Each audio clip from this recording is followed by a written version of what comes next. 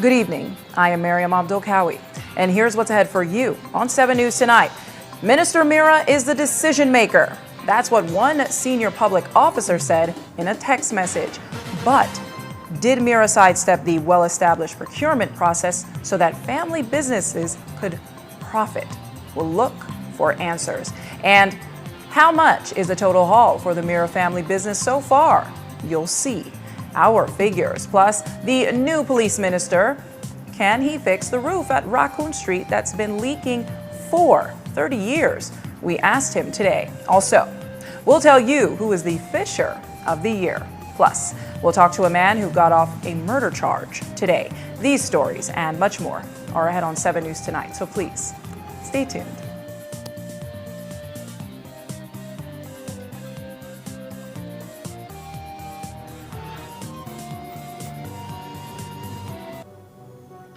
Please, you're watching the Nation Station, Channel 7.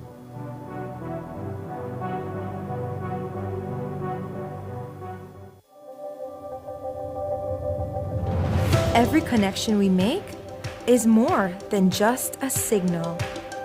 It's a student unlocking a future through digital education.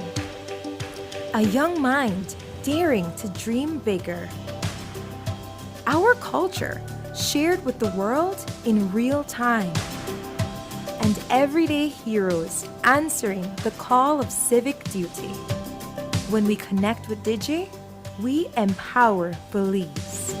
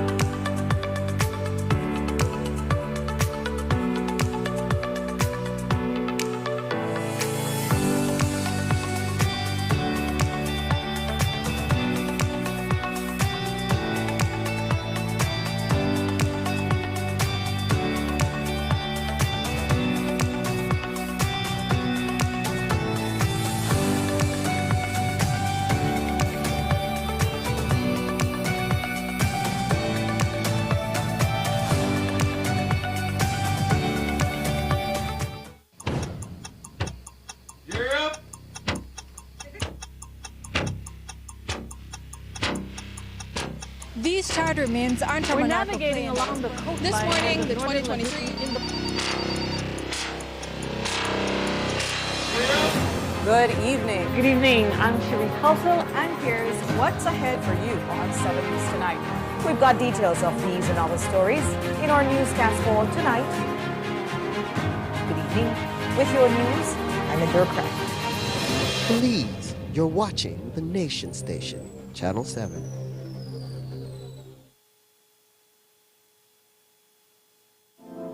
As a small business, I started to attend pop-up shops like many other businesses, and we found that our customers wanted to pay by card and not cash.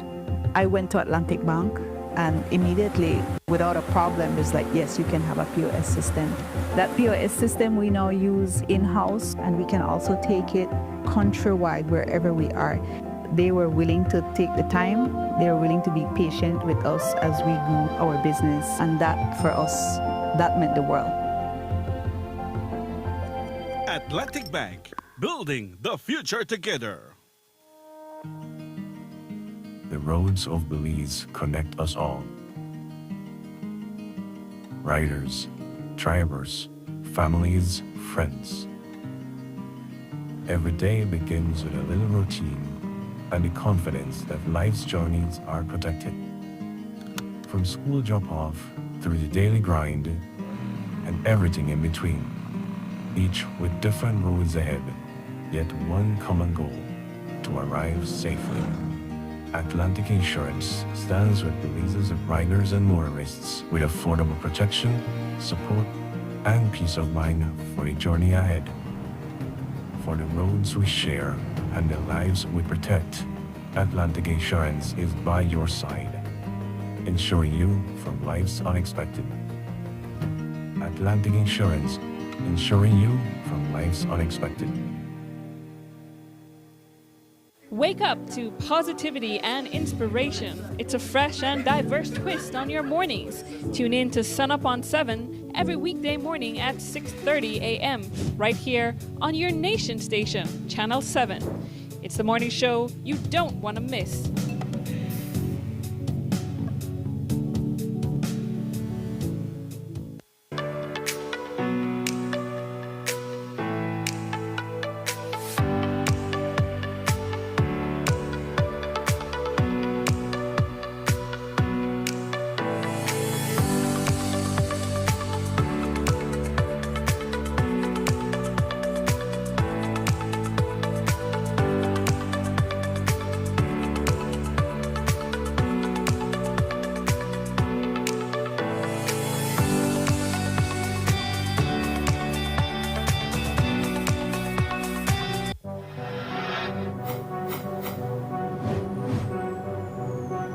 Please, you're watching the Nation Station, Channel 7.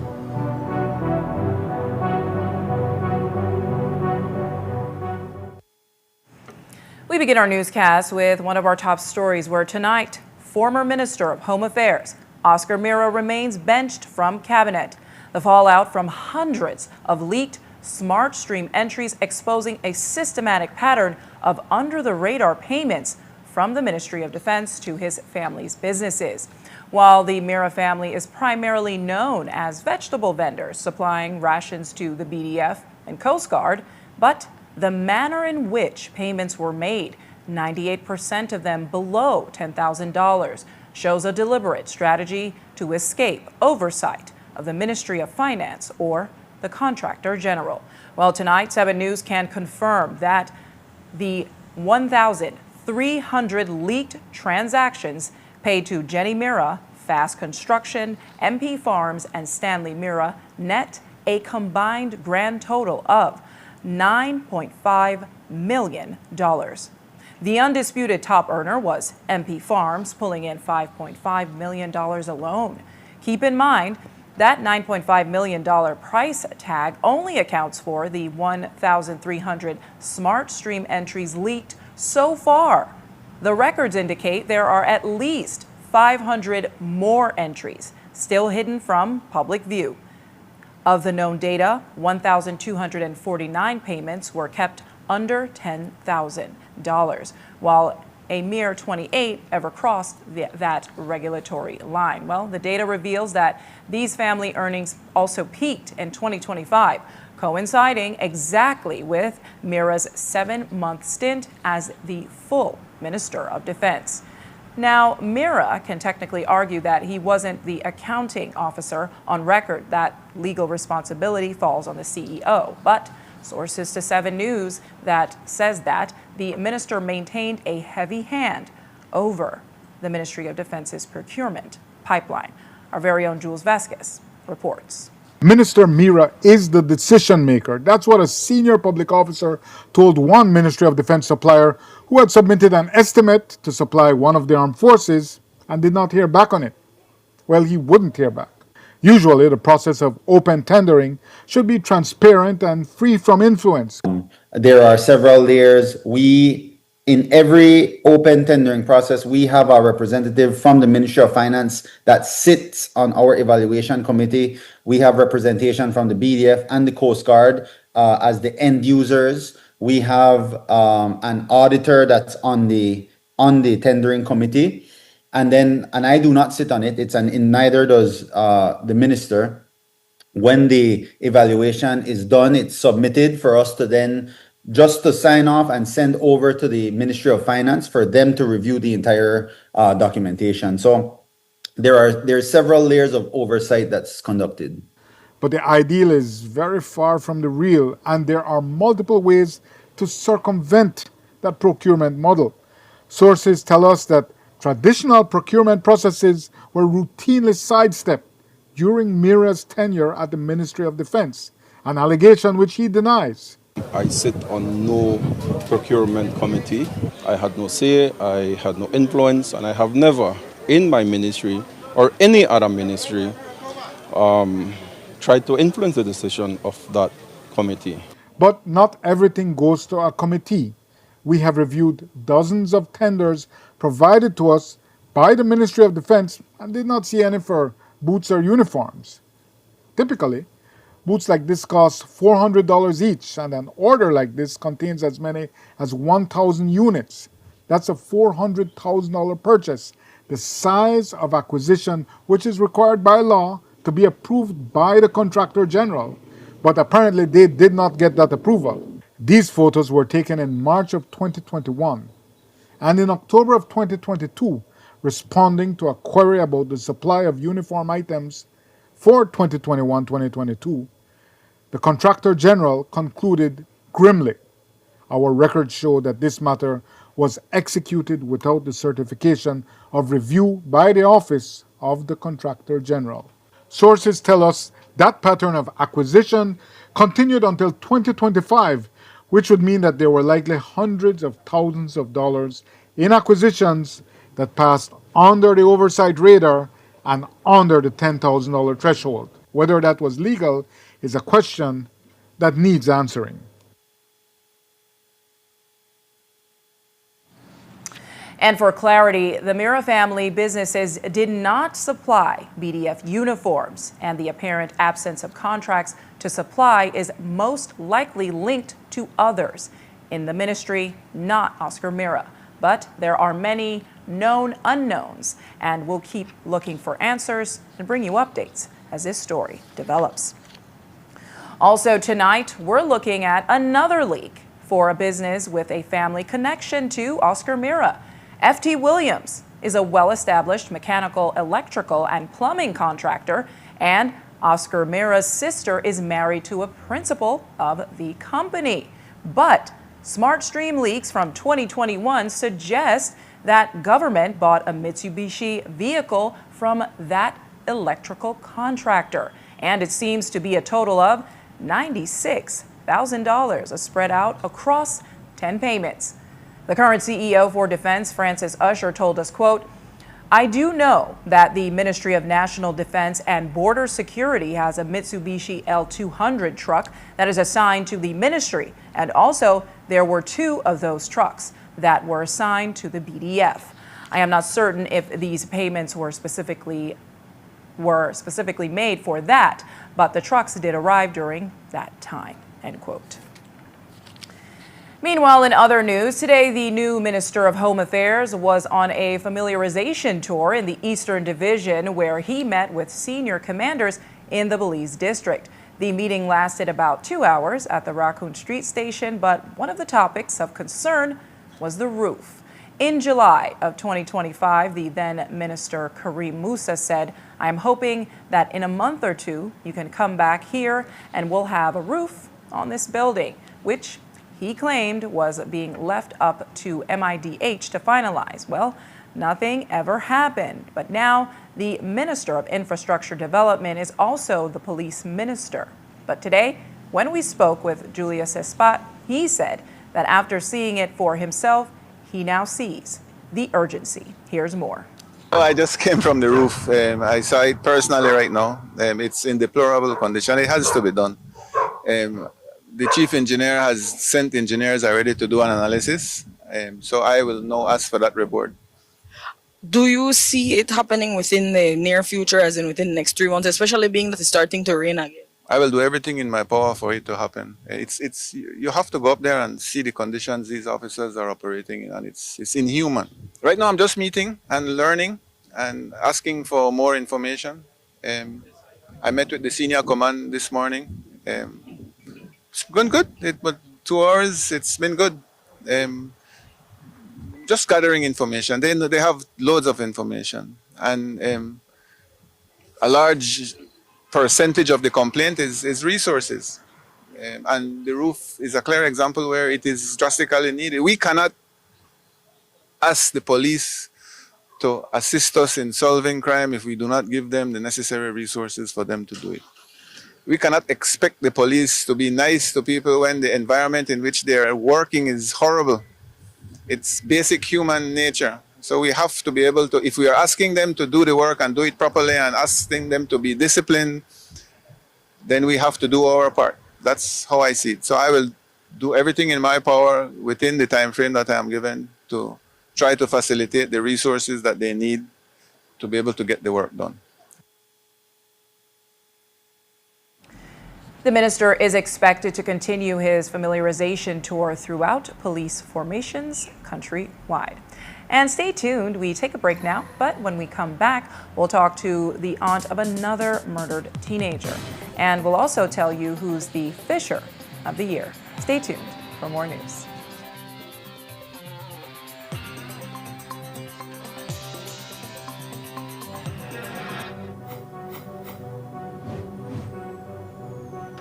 Please, you're watching the Nation Station, Channel 7.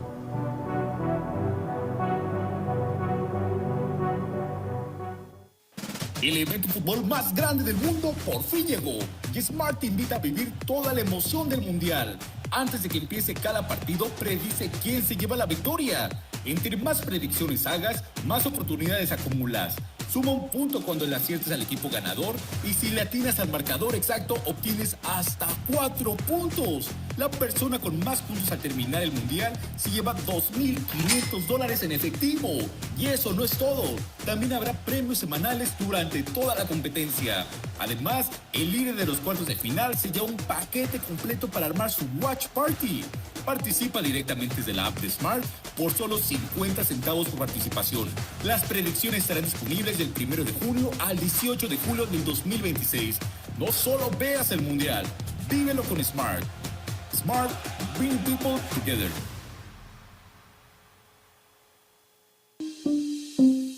Indian restaurant located at 148 Mutong Barracks Road in Belize City, saying great authentic Indian cuisine.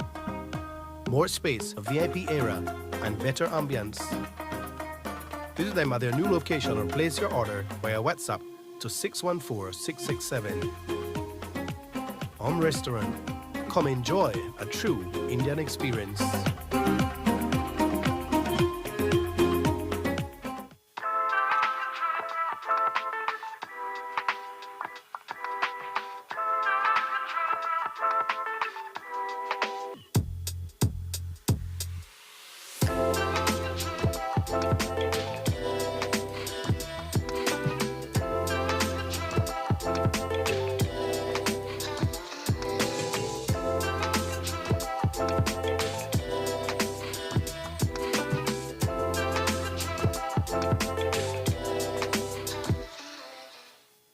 Let's all be safe during the rainy season. Belize Electricity Limited reminds you that heavy rains can cause flooding in your neighborhood and on roads. Avoid driving or walking in flooded areas, which can have hidden dangers such as debris and fallen power lines. Belize Electricity Limited cares about your safety. Please stay safe.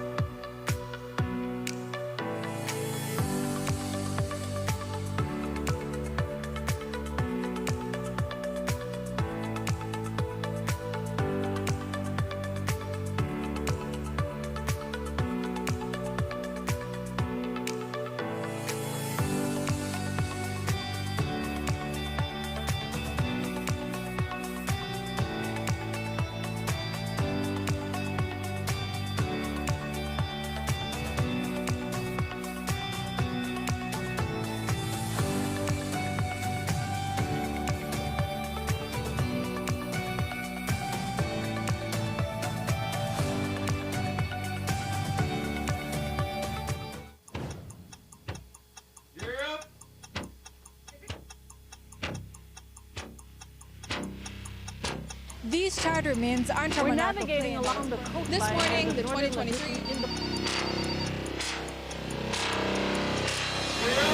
Good evening. Good evening. I'm Fisheries, and here's what's ahead for you on 7 News Tonight. We've got details of these and other stories in our newscast for tonight. Good evening. With your news, I'm Indra Crack. Please, you're watching the Nation Station, Channel 7.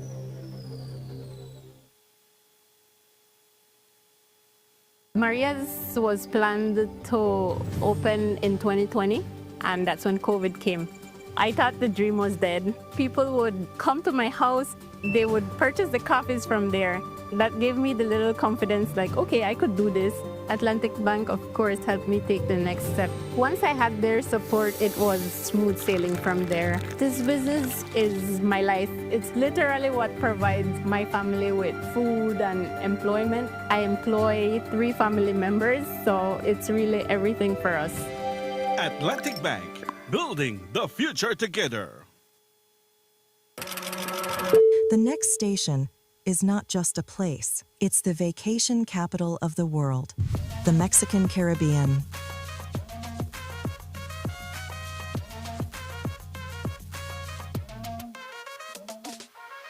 Do you know why we are the capital of vacations? Because no other place on Earth brings together so many ways to vacation in one single destination. From rest to adventure. From nature to culture. From luxury to freedom. Every vacation imaginable, except snow, and we plan to keep it that way.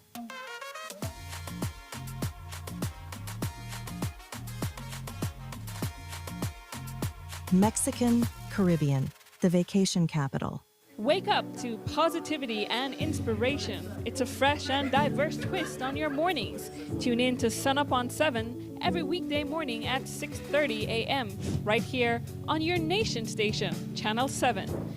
It's the morning show you don't want to miss.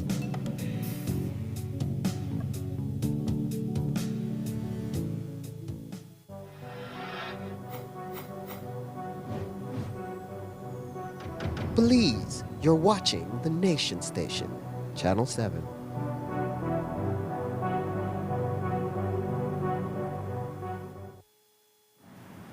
We continue our newscast with a story from last night where we told you about the death of Giovanni Gillett, which he was murdered the sixth murder in Belize district, that is, in just a month.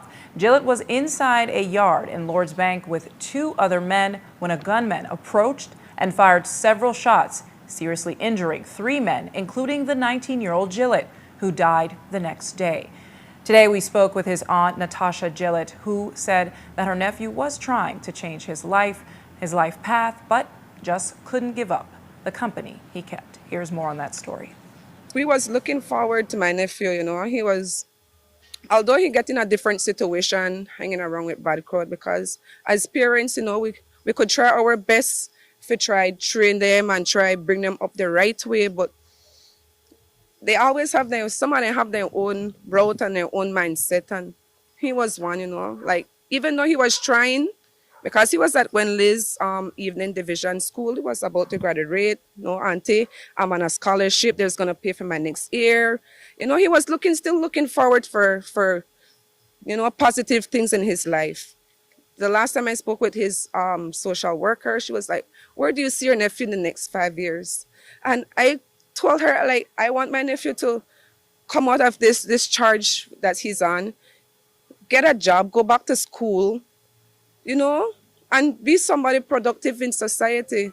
He was doing the first step, going back to school, but God has his own route for him, He just arrived at the location, and he was going there to hang out with some of his friends. I'm not sure what he was going to do, And by the time he reached like 15 minutes, it's like they were drilling him.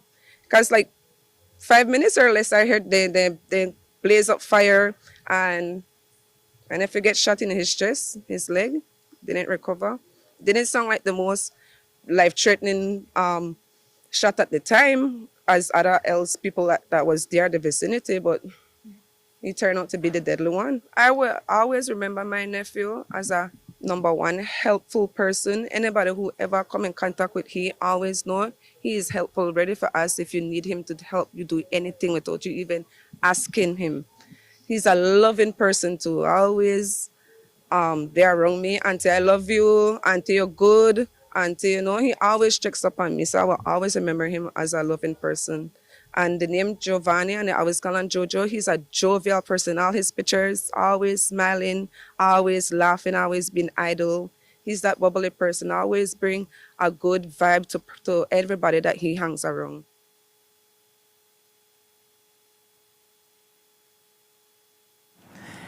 Meanwhile, 3 people are free from a murder case after the Crown was forced to enter a nolle prosequi. The incident occurred back in 2023 in Gracie Rock when Denver Montero was killed during a robbery. However, the nolle pros was entered only 24 days after the trial started. According to Ronelli Gonzalez, who represented Tyrone Young Sr., key witnesses didn't show up. Here's more. The prosecutor entered a nolle pros in the matter today, and as a result, all 3 defendants were set free. The trial in this matter started on the 1st of June and 2026, and it lasted for about 2 weeks. We had a break in between. There were several witnesses that were called to the stand, and there were also numerous witnesses that were agreed by both the prosecution and defense in this matter. And as a result, today was set for 4 key eyewitnesses to appear before the court. There was a failure to present those witnesses, and therefore the prosecution entered a nolle pros in the matter.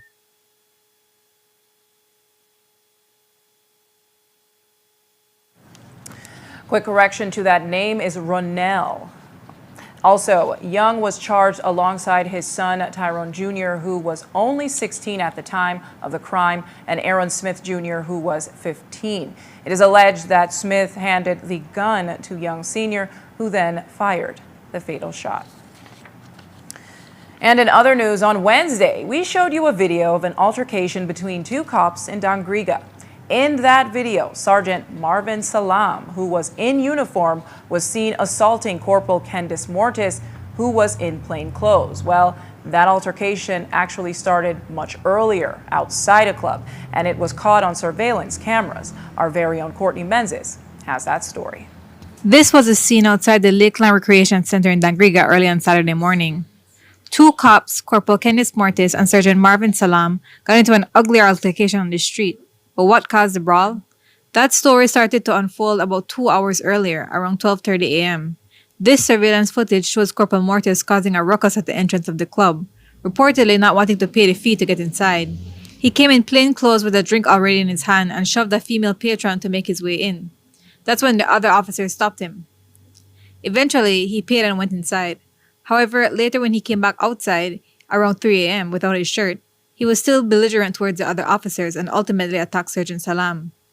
That is what led to the altercation and the video that was posted online, which tells a story but only one side of it. When we asked the compal about it, he said the fault was with the sergeant. We recently saw a video where Corpus Condis Mortis was being lashed by Sergeant Salam in the street. What is the story behind this? Well, I was made to understand that there was some altercation at the establishment, and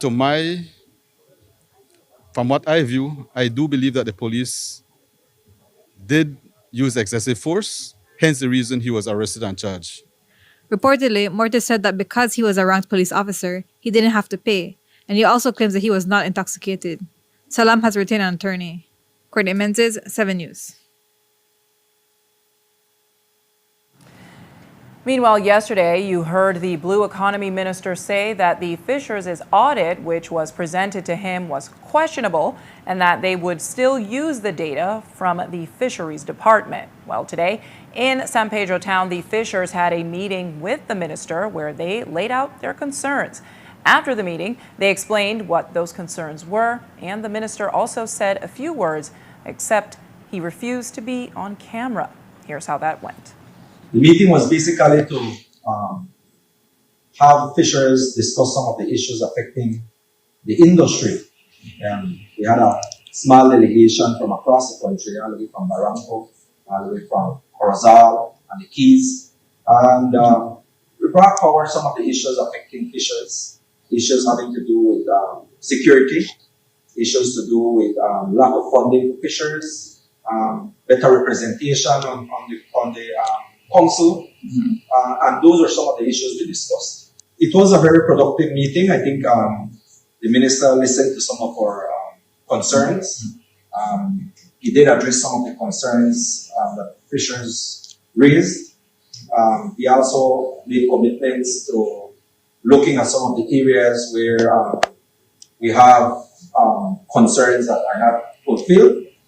He said that he was going to take a look at them and see how he can address some of those issues. I did listen to them. They had concerns that affect every different community has a different concern. But in all, what the common trend is the issue about security, sea piracy. Yes. You know, that's a big thing. Yes, that's a big thing. The preparation whenever it's time for the seasons to be open, such as the lobster season, the season, the patrol that they have to do, that they have to do. How much money it's costing them. The rising cost of the fuel is also affecting them as well. And also something legitimate is that they feel that more and more that waters are being displaced for fishing. So they wanted to reach us in what consideration can be done to be looked at. And that is something that our ministry is very acutely aware of, and we're working on it as well. So that was a very nice, fruitful meeting. I heard them. I have everything documented. Certainly be sharing it with my CEO and in the ministry.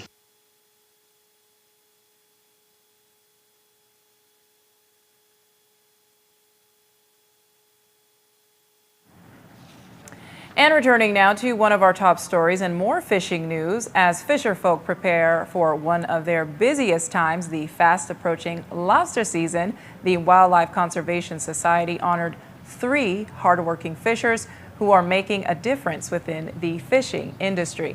Our very own Jo Marie Lanza attended the Fisher of the Year Awards today, and here's what that looked like. In celebration of Fisherfolk Month, every year for Fisherfolk Month, the Wildlife Conservation Society honors 3 fishers leading the charge in sustainable fishing and marine conservation. Speaking at today's ceremony, the organization's director shared exactly what sets these leading environmental stewards apart. So some of the main things, obviously, you have to be a licensed commercial fisher folk. We look at persons who have been within the sector for quite some time, as well as we look at the previous experiences if you've committed any type of infractions, if you've been charged with any type of offenses, hence the reason the Fisheries Department is definitely involved in checking their records. We also look at your commitment and your contributions towards your community. For example, we had Mr. Ramirez. He's integrally involved in the work that at Port Honduras Marine Reserve, training other fishers, doing trainings, as well as, doing cleanups, other community focus events. We have Miss Paula, who is also the chairperson for the Punta Negra village, and she's integrally involved in some of the restoration work that they've been doing since that community is facing a lot of impacts from climate change, as well as Mr. Lorenzo, who's takes an active role within his association. So those are some of the things that we look at when we're selecting the persons.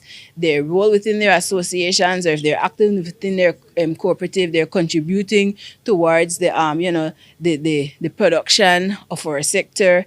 All of those things encompass when we're selecting the recipients for these awards. 2 of those winners are from the South, while another hails from the North. Our main awardee, who was selected as Fisher of the Year, wasn't able to attend the ceremony, but we spoke to the person that nominated him. I decided to nominate him because, for one, he's a role model to me as well. Growing up in Punta Gorda, working at Tide, I used to look to him for advice when it comes to marine conservation as well as fishing, because he was a ranger, a Tide ranger, meaning a conservation officer, so he patrolled on the water, so he has a good understanding of how protected areas management work. So he used to be on the waters, and as a young boy, I used to go fishing as well, and I used to ask him what is the best bait to use and what's not, and he would more likely give me some advice. Mr. Ramirez, he lives out at Port Honduras Marine Reserve, so his father lives at an island called Head Key, so he grew up out on the island. So that extensive knowledge come from experience. So being out on the waters, the only thing you have around you is the salt water, and of course, being within the protected area itself.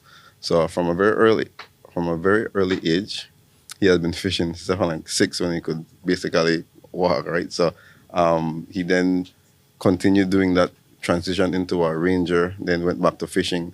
And of course, he also assists Tide with captaining the research boat, be it lobster, conchs, spags. So he captained the boat, so he understands the decrease and increase in fish stocks and lobster stocks. So he is very well knowledgeable about the whole fisheries management. Another familiar face who was recognized for notable work within the fishing community of Punta Negra was Paula Jacob Williams. She was the only female to have been selected. Do you expect to win this award? Not really, but I was excited when I got the news. So I feel good. This is the first time you've been? No, this is my 3rd time. So what would you say you think made you stand out this time? I believe that the great job paid off as a fisherwoman and as a leader. I am doing well and empowering women. So would you say that your accomplishment is a testament to the work that women can do within this industry? Yes, I would say yes. It's stand out because a lot of women don't really was into fishing, but now I notice a lot of women is coming aboard, and with the new women in fisheries, we're doing a good job. Finally, Lorenzo Casanova of Chunosh Village was recognized for his 25 years of dedicated service to his local Fishers Association. For me, it was a surprise because I expected that this Monday that passed, I should get some news about it. So Tuesday came and nothing. Until Tuesday evening, Mr. Andres called me and told me that I was awarded. I was nominated to be the Fisherman of the Year, and it feels good. It feels good to be nominated and being rewarded for your performance. I always been somebody trying to tell the fishers that the birdies or whoever who are willing to join, that the very importance of to be united and try to see how in a way or the other we could get any benefits for our deserving fishermen, because we know the hardship, the hard work that we have to go through in the fishing industry, and yes, it's very important because they deserve to be granted something. They deserve to be given something. What would you say you enjoy the most about being a fisherman? Well,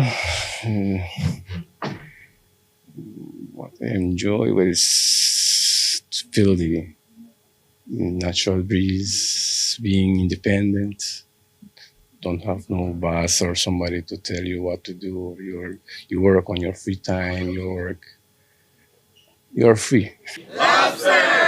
Joe Marie Lanza, 7 News. Meanwhile, no official announcement of his travel was made, but Prime Minister John Briceño is in El Salvador to assume the preterm presidency of SICA. At the official handover, Briceño reaffirmed the country's commitment to strengthening regional integration and cooperation. And today, he met with the Vice President of El Salvador, Felix Ulloa, and according to an Instagram post, their discussions focused on strengthening cooperation, deepening partnership, and exploring new opportunities for collaboration. This week, Cabinet announced its approval for Belize to sign and later ratify a partial scope agreement with the government of the Republic of El Salvador. The agreement will be signed on the 2nd of July of this year in San Salvador. And in other diplomatic news, this week at the Organization of American States General Assembly, the governments of Belize and Guatemala officially signed a new joint declaration recommitting themselves to peaceful border relations.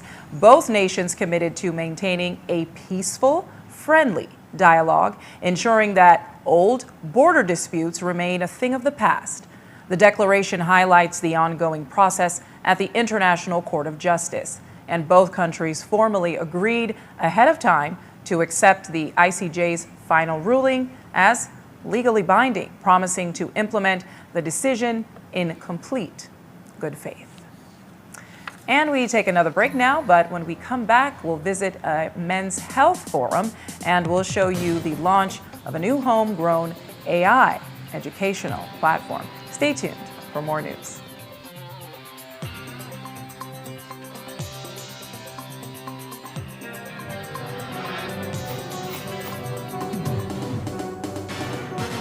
Belize, you're watching the Nation Station, Channel 7.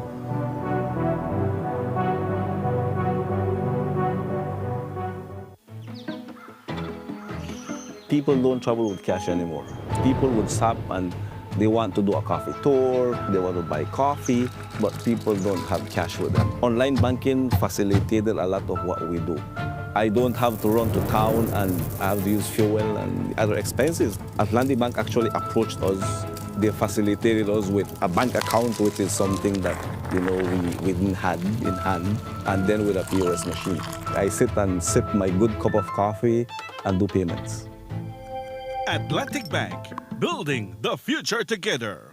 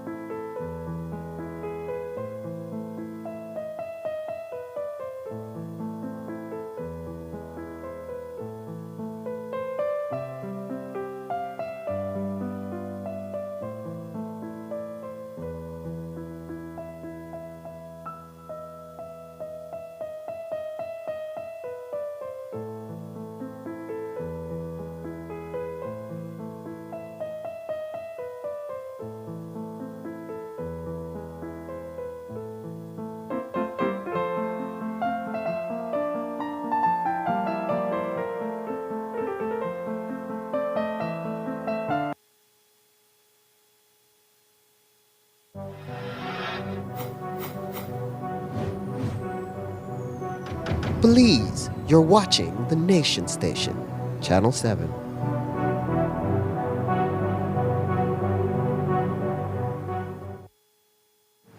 We continue our newscast with a story of men's mental health, as June is recognized as Men's Mental Health Awareness Month, but the Belize Cancer Society has taken a different approach at raising awareness and encouraging action when it comes to men taking care of their mental health. The Belize Cancer Society organized a men's forum today at the Civic Center, and the event was not solely focused on men and their mental health. Instead, it looked at encouraging them to care for their overall health. We spoke to one of the panelists, a former pathologist, and he explained how the presentations tackle each aspect of men's health. As you know, June is Men's Health Month, and we have had previous presentation at Old Belize, and we try a new venue this time. As was mentioned in the interaction, is that women tend to take care of themselves, but men, for some reason, as was shared by the mental health expert, Dr. Caetano, that stigma or whatever, we just tend to be a little bit hesitant in seeking help and follow through on our health. So the purpose of this men's forum is to try and sensitize, remind, encourage for us to take charge and to, men are needed. And because of the way we are reared, macho, men don't cry, men don't complain, men don't get emotional, and we keep things in, it messes us up. And as a result of that, we crash. Or, as was shared in the statistics, between 30 and 50, 5 times the suicide rate, because we take the burden, we sit on it, and we suffer in silence. And when it comes to a crisis, then we seek help, and when it's a very bad diagnosis, we withdraw, we become more depressed, we try our own methodology, i.e., silence, drinking rum, whatever. And at the end of the day, it's not helping, because when you are out of the picture, that is a person who is a provider who has gone. So as a society, we say we need to address this issue. We need to put it on the forerunner, and we need to make it so relevant that we can effect a change in our men. And the purpose was to achieve that. And now we turn back to one of our top stories. As we showed you, there were consistent and glaring irregularities with procurements of the Ministry of Defense. And while businesses owned by family members of former Minister Oscar Mira have been in the spotlight, it's not all on him. There were many other service providers and suppliers who were receiving scores of payments under that $10,000 threshold. Mira was the Minister of State for Defense from November 20th to March 2025. During that time, the full minister was Florencio Marin, and our reports say he also knew about the sub-$10,000 payments. But at an event today in Belmopan, he refused to discuss any knowledge of such payments. Here's how he danced around the issue. This video is from XTV. Was there ever a time that you or your Minister of State, Minister Mira at the time, was informed of these large volumes of payment, invoices, or the repeat of these same vendors in the system? All right, please let me defer to when I speak with the Auditor General in these questions. Like I said, I don't want anything to prejudice that report any at all. I think the reason people want to hear it. Does the $10,000 threshold present any sort of constraints based on your experience in government? I will comment after the audit on that. No, I mean, so please. Fine. And they carry this thing around all over the place. I understand, Minister. What has become of that effort that was under you and Minister Mira when these payments, these multiple invoices were signed off on? Can you at least tell us that? When I returned to the ministry, the FO was no longer there, and I'll be honest with you, I don't know where he is right now.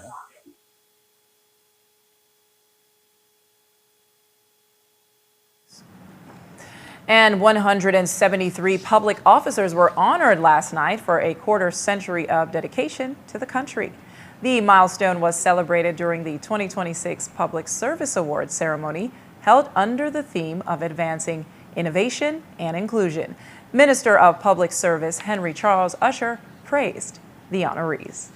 173 outstanding public officers who have each dedicated 25 years of service to the people and nation of Belize.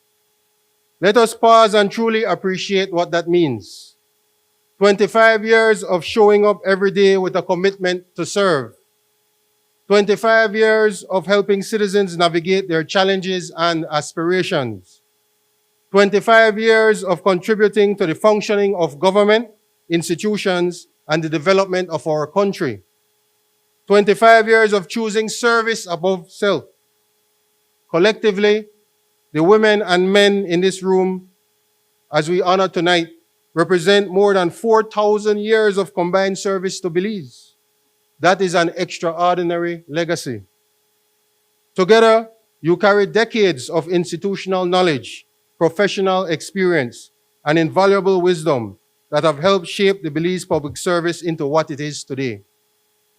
This evening is about far more than the presentation of awards and certificates. It is about pausing to recognize those whose work often takes place quietly and without fanfare, yet whose contributions touch the lives of Belizeans every single day. You are the technical experts, support staff, and public servants who work behind the scenes to ensure that our institutions remain strong and responsive. You are, in every sense of the word, nation builders. Public service is not simply a profession, it is a calling, and it requires integrity when difficult decisions must be made. It demands resilience during times of uncertainty. It calls for compassion, professionalism, and an unwavering commitment to serving others. And perhaps, most importantly, it requires an understanding that every task undertaken in service to our country contributes to building a better Belize.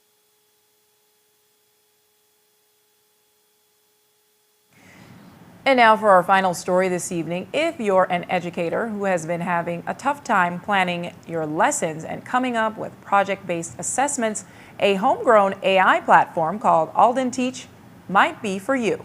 It's a platform developed by Dr. Adriana Coleman that uses AI to change the way teachers maneuver in the classroom. Courtney Menzies was at the launch and has this story. Artificial intelligence is making its way into the classroom, but one educator has developed a program that will make the work of teachers much easier. The idea of Teach was conceived many years ago, and according to the founder of Digital Learning and Pedagogical Solutions, it was inspired by her son. I was inspired by my son, Aiden. When he got his diagnosis that he had autism, it really made me question everything in education, from why do we give homework, why do we have to test, why do we have to come to school every day, and it really made me think of education differently, and it made me change my entire approach and methodology with my students. This led her to develop a platform for teachers to use AI to make their days a little bit easier.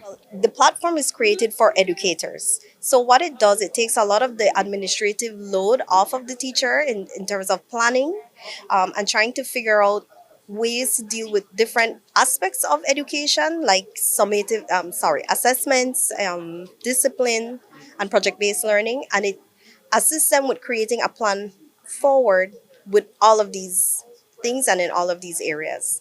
I know the top one, other than the planning, was scenario-based questions, because teachers want their students to think critically. And so that was very, very popular. As well, the project-based learning bots, those were a hit with teachers because they want to be able to implement 21st century practices in their classroom, and that allowed them to do that.